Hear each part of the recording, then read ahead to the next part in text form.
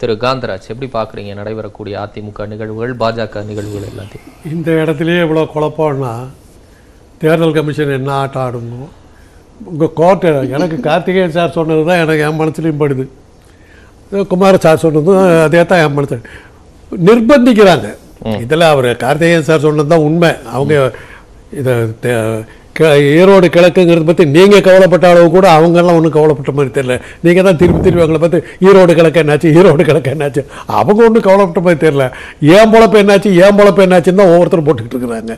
இதில் அவங்களுக்கு இப்போது இந்த நீங்கள் ஒரு நல்ல கேள்வி ஒன்று கேட்டீங்க, மாப்பிள்ளையே யாருன்னு தெரியல அப்படின்னீங்களா? அது மாதிரி தான் வேட்பாளரே இல்லாமல் 118 பேர் இந்த பக்கம் 118 பேர் அந்த பக்கம் யாருக்கு ஓட்டு போடுவீங்க? எந்த சின்னத்துக்கு ஓட்டு போடணும்னு கேட்க கிரவுண்ட செட் பண்ணி ரெடியா இருக்காங்க. ஒரு 7ஆம் தேதி வரைக்கும் டைம் இருக்கு. நாங்க 6ஆம் தேதி கூட செய்வோம். 118 பேர் ஊடகங்கள்ல பார்த்தாக்கா பரபரப்பான பிரச்சாரம். யாருக்கு பிரச்சாரம் பண்ணிட்டு இருக்கீங்க? யார் நிக்கிறா? உங்க கட்சி யாருங்க தேர்தல் வேட்பாளர் யாருங்க தெரியல, சின்ன இதுங்க தெரியல. நான் இதுக்கு முன்னாடி எல்லா சேனல்லையும் நான் சொன்னதான் சொல்றேன். பாஜக இந்த தேர்தலை பொறுத்தவரையில் ஓபிஎஸ்ஆ இபிஎஸ்ஆ யார் மத்தியில் உண்மையாகவே தொண்டர்களோ அல்லது மக்கள் ஆதரவோ இருக்கிறது அப்படிங்கிறத கணிப்பதற்காக இந்த தேர்தலை அவர்கள் பயன்படுத்துவார்கள் என்பது என்னுடைய நிலைப்பாடு. அதனுடைய அவுட்கம் என்ன ஆகும்னா, சார் சொன்ன மாதிரி, கார்த்திகேயன் சார் சொன்ன மாதிரி அவங்க நடுநிலைமை வைக்கிறேன்னு சொல்லிடுவாங்க.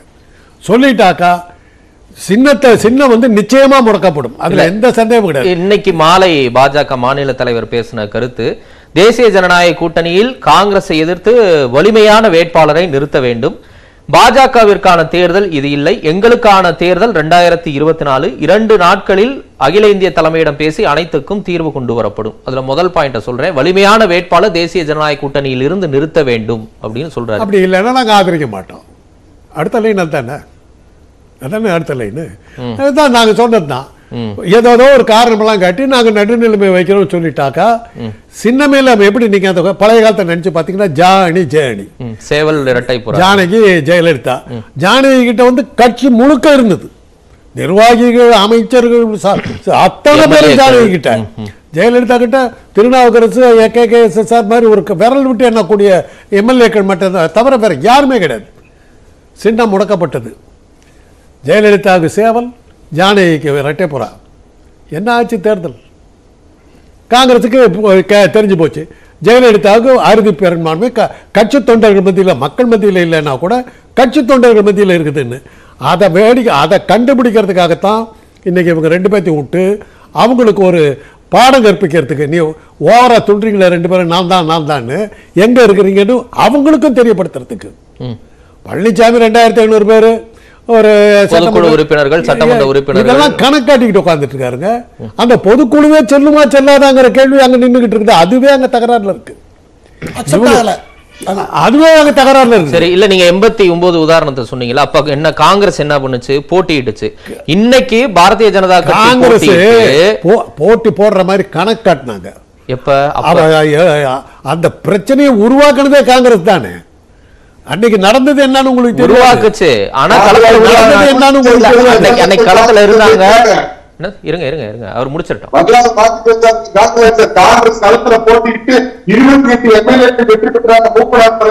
அதாங்க அவர் சொல்லிட்டு இருக்காரு.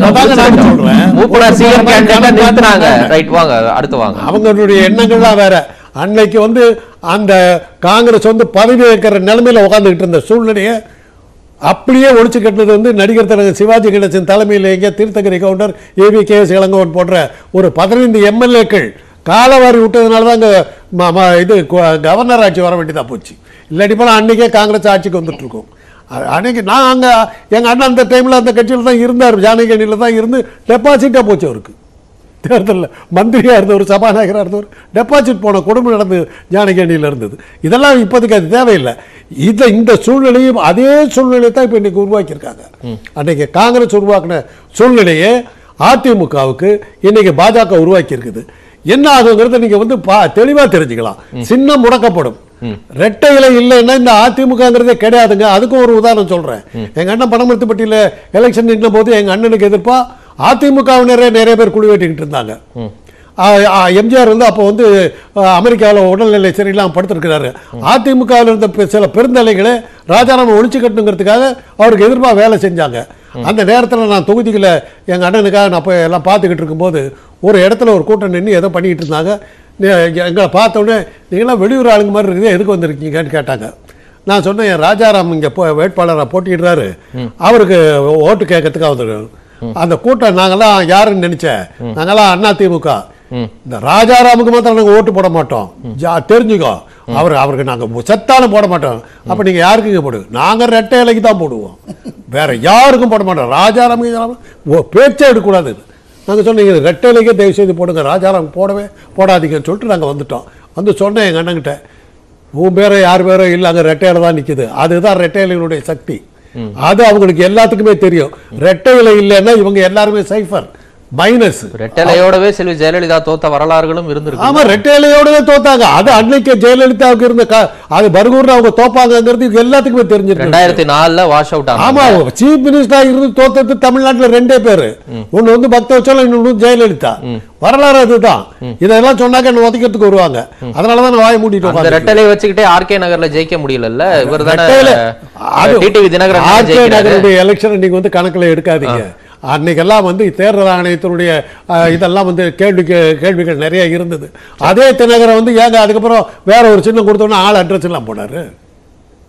அதே தினகரன் ஏன் காணாம போனாரு? அன்னைக்கு மாத்திரம் எப்படி ஜெயிச்சாரு புது சின்னத்துல வந்து? இவ்வளவுலையும் நான் என்ன சொல்ல வர்றேன்னா, இவங்க பாஜக வந்து ஒரு அளவுக்கு அவங்க வந்து நேர்மையா நடந்துக்கிறத நினைச்சாக்கா, சசிகலா வந்து சட்டமன்ற உறுப்பினர்கள்லாம் தேர்ந்தெடுத்தாங்க சீஃப் மினிஸ்டரா, பதவி பிரமாணம் பண்ணி வைக்க முடியாதுன்னாங்க. அதே சமயத்தில் பழனிசாமி வந்தாலும் உடனே வந்து பதவி பிரமாணம் பண்ணி வச்சாங்க. அந்த மாதிரி பழனிசாமிக்கு சப்போர்ட்டை கொடுத்து கட்சியை உடைச்சி தூளாக்கி துண்டாக்குனது பூரா பாஜக. இன்னைக்கு பாஜக அதிமுகவுடைய உண்மை நிலை என்னங்கிறத கண்டுபிடிக்கிறதுக்கு இது ஒரு ஆசிட் டெஸ்டா பாஜக நடத்திக்கிட்டு இருக்குது. அதை வேடிக்கை பார்க்கலாம். சரி, அப்படிதான் நடந்துகிட்டு இருக்கா திரு மணிகண்டன்?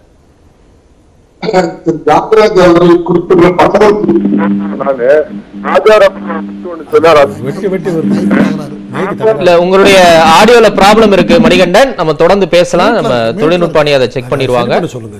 தொடர்ந்து திரு கண்ணன், இபிஎஸ் அல்லது ஓபிஎஸ் இருவர்ல யாருடைய விருப்பத்தை பாஜக பூர்த்தி செய்ய போகுதுன்னு நினைக்கிறீங்க? அதிமுகவின் விருப்பத்தை தான் பாஜக பூர்த்தி செய்யும். இருவரில் இவரா அவரான இருவரும் சேர்ந்து வருவதைத்தான் பாஜக விரும்புகிறது. இருவரும் சேர்ந்து வருவதைத்தான் அதிமுக என்று தேர்தல் ஆணையமும் அங்கீகரித்து வைத்திருக்கிறது. நாங்கள் ஒன்றாக இருந்த இயக்கம் நன்றாக இருக்க வேண்டும் என்றுதான் ஒருங்கிணைப்பாளர் நினைத்துக் கொண்டிருக்கிறார். இப்பயும் அண்ணன் பழனிசாமி தேர்தல் ஆணையத்தில் போய் முறையிடாமல், உச்ச நீதிமன்றத்தில் போய் முறையிடாமல், ஒருங்கிணைப்பாளரிடம் வந்து அண்ணன் தெரியாம நடந்து போச்சு, பழசெல்லாம் மறந்துருக்கேன்னு சொன்னா அவரும் பழசை நினைப்பதில்லை, பழிவாங்க போவதில்லை சொல்லி தேர்ந்தெடுக்கப்பட்ட வேட்பாளருக்கு கையெழுத்து போட்டு கொடுத்தவர். 2 லட்சம் நிற்கும், பாஜக ஆதரிக்கும், கூட்டணி கட்சிகள் ஆதரிச்சிடும். இன்னைக்கு இருக்கிற கள நிலவரப்படி திமுகவுக்கு இருக்கிற எதிர்ப்பு அலைகள் நிச்சயமாக 1972 எம்ஜிஆருக்கு எப்படி ஒரு பிரச்சனை ஏற்பட்டு வெளியில வந்து 73 இடைத்தேர்தல் செஞ்சு வெற்றி பெற்றாரோ, அதே போல் அதிமுகவில் இப்பொழுது 22 பிரச்சனை ஏற்பட்டு 23 ஒரு இடைத்தேர்தல். அன்றும் காங்கிரஸ் இன்றும் காங்கிரஸ் ஒன்றா இருந்தால் வெற்றி பெறுவதற்கான அருமையான சந்தர்ப்பம். சரி, இதெல்லாம் நடக்கும்னு நீங்க நினைக்கிறீங்களா? இல்ல உங்க கணிப்பு நீங்க சொல்றீங்க இதெல்லாம் இப்ப நடக்கக்கூடிய சூழல் கலை யதார்த்தம் அப்படித்தான் இருக்குதா? அதிமுகவுடைய அனைத்து தொண்டர்களும் அதிமுகவுடைய அனைத்து நிர்வாகிகளும் இதைத்தான் விரும்புகிறார்கள். ஒரே ஒரு நபரை தவிர, அது அண்ணன் சிலுவம்பாளையம் பழனிசாமி மாத்திரம்தான். அவர் சரியாயிட்டாருன்னா இந்த இயக்கம் சரியாயிரும். அவர் சரியாயிட்டாருன்னா பிளவு ஒன்றாயிரும். அவர் சரியாயிட்டாருன்னா அதிமுக பலமான இயக்கமா மாறிடும். இவ்வளவு விவாதங்களோ இவ்வளவு பிரச்சனைகளோ அனைத்தும் நாளைக்கே தீர்க்கப்பட்டுவிடும். அனைத்து ஒருவேளை அது நடக்கலன்னா உங்க கணிப்பு நடக்கலன்னு வச்சுங்க, என்ன செய்வீங்க? ஏன் கணிப்பு இல்ல, இது தொண்டர்களுடைய குரல். தொண்டர்களின் குரலே வச்சுக்கங்க. இது நடக்கலன்னா என்ன செய்யலாம், என்ன செய்வீங்க? இது நடக்கலன்னா அண்ணன் பழனிசாமி தனியா போயிடுவாரு, தனி கட்சி ஆரம்பிச்சு தனியா சுயேட்சையாக போயிடுவாரு. அவர் நிக்கிற வேட்பாளர் சுயேட்சை வேட்பாளராக கருதப்படுவார். நாங்க தான் ஒருங்கிணைப்பாளர், அதிமுகவின் ஒற்றை தலைமையான ஒரே தலைமையான ஒருங்கிணைப்பாளர் ஏற்கனவே இணை ஒருங்கிணைப்பாளர் அவரை இல்லாமல் செய்து விட்டார். இடைக்கால பொதுச் செயலாளர் தேர்ந்தெடுக்கப்பட்டது செல்லாத ஆகிவிட்டது. ஆகவே ஒரே தலைமை ஒற்றை தலைமை சின்ன எங்கிட்ட கொடுங்க, நாங்க கேட்டு லெட்டர் நின்றுட்டு போறோம். ஓகே, நன்றி. மணிகண்டன் சார், இப்ப காந்திராஜ் சார் எனக்கு முன்னாடி பேசினாரு. அவரு